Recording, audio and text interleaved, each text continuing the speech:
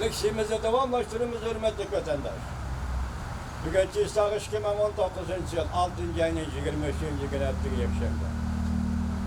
Endiki mevzumunda. Teybendi minliğan adam yığılıp, namayiş kılıp, kızıllaşkan matbuatını ret kılıp, Teyben'in demokratiyasını qo'llaymiz dedi. Mavzulu haber 6. ayının 23. günü Amerika Ovozning Xitoy til programmasi e'lon qilindi. Xabar bunday başlar.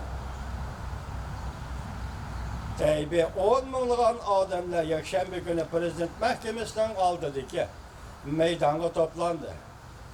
Qizillaşgan matbuatni rad qilib, Tayvanning demokratiyasini qo'llash ularning talab orzulari edi.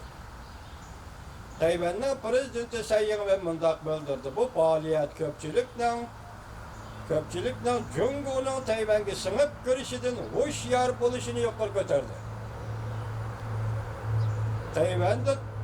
Tayvanda torbet aktivite Tayvanda torbet aktivi Jin Chihan Devir Küçü Qanun Çıkarış Komitesi'nin a'zosi Huang Guochang birleşip 23. günü Prezident Mahkemesi'nin aldida meydanda qizillaşgan matbuatni rad qilib, Tayvanning demokratiyasini qo'llash yig'ilishi o'tkazib, 10 minglığan kişiler namoyish qatnashdi. Ko'pchilikning hammasi ko'proq yoshlar zahar bilan bequvvatdilar. Huang Guochang bu yig'ilishga ismini atab turib, Jungo hukumati Wang Zhongxi guruhi va Zhongtian televiziyasi orqali Tayvan xalqini zahar bilan bequvvatdi deb ko'rsatdi.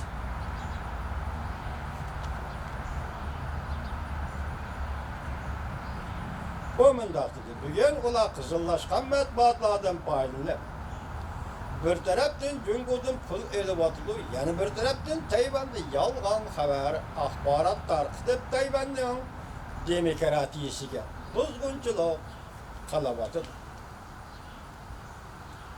Huang Guochang mundaq ko'rsatdi. Tayvanda aloqador organlar uchun aloqa tarqatish komiteti qattiq bo'lib, Qonun Çıkarış Komiteti tezlikte bu yıl alakadar kanun nizamlarını makullab, qizillaşgan matbuatlarını Tayvan'dan qo'llab chiqarishi kerak.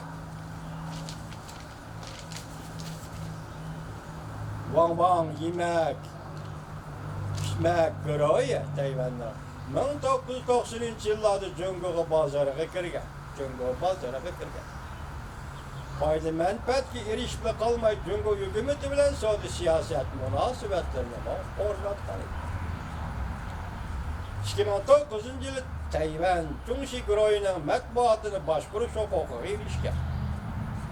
İsmini Wang Zhongxi guruhi deb o'zgartgan. Yemek-içmek sohasidan alqaba guruh matbuot bilan shug'ullanish va ishlab chiqarish bilan shug'ullanishni birlashtirgan. Namoyish qatnashgan Feng ismli bir yoshiyat Amerika Ovozning muxbiriga bunday ko'rsatdi. Zhongtian televiziyasi meydan jihati Jungo'ga eg'ibla qolmasdan, yana Kaohsiung shahar boshlig'i Han Guoyuning xabarini xabar qilib, axborot axloqiga muxolifat qildi. O mundaq dedi. Kichkina o'zini tutib oladigan odamda o'lchab bo'lish kerak. Uning axborot xabarlarining ko'p qismi amaliy faktning tamom aksicha. Nishon aytdi aniqki, Qizil Jungo tarafga qartilgan edi. Prezident Sayyin mundaq ko'rsatdi. Tayvanning duch kelgan matbuot singib kirish tahdidida emas. Tayvan duch kelgan tahdid hozir matbuotga singib kirish tahdidida emas. Hükümet yakından bir qonun, yani devlet bexatarligi qonunni o'z ichiga olgan qonun ma'qullashib kirishdi. Ya devlet bexatarligi bor va maxfiyatni saqlash qonunni ma'qulli dedi. Sayyin mundaq dedi. Hükümet ma'muriy va qonun chiqarish yo'llari orqali yolg'on xabarlarni bartaraf qilib, qonun ijro qilish bilan xalqaro hamkorlik o'rnatib, yolg'on xabarni, qizillashgan xabarni Tayvanda qo'llab chiqarishimiz kerak.